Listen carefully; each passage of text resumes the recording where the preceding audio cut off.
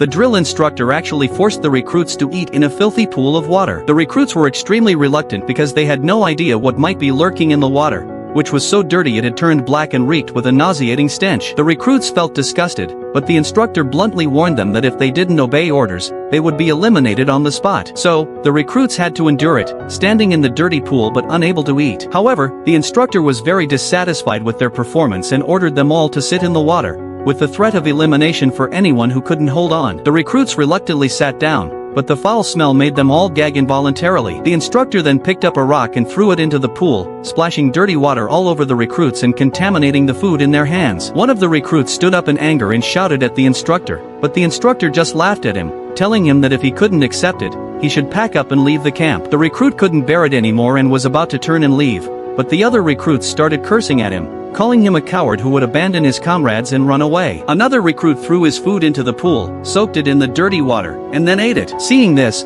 the other recruits also ate their food. The recruit who had wanted to leave was very shocked, but in the end, he chose to stay and overcome the difficulty with his comrades. At this moment, the suffering recruits had no idea that this was a specialized training exercise by the instructor. In real battlefields, special forces soldiers have to go through a lot of killing and death, and sometimes have to stay hidden for long periods. If they can't endure such pain, they can't become qualified soldiers. In the end, the recruits finished eating in the dirty pool and barely passed the instructor's test. Next, the instructor ordered everyone to carry sandbags and run to a dam 20 kilometers away. The exhausted recruits collapsed on the ground, but the instructor wouldn't let them rest, ordering them to use the sandbags to form a flag. So, the recruits had to pick up the sandbags and start arranging them, eventually forming the shape of a flag. However, the instructor then demanded that the recruits make the flag flutter. The recruits began to complain, thinking that the instructor was deliberately playing tricks on them. But since the instructor had the power to eliminate recruits, they had no choice but to obey, each grabbing a sandbag and waving it. The instructor was very pleased and ordered the recruits to carry the sandbags to an even farther place. The recruits didn't dare to disobey and had to follow the order. So, what kind of training would they encounter next?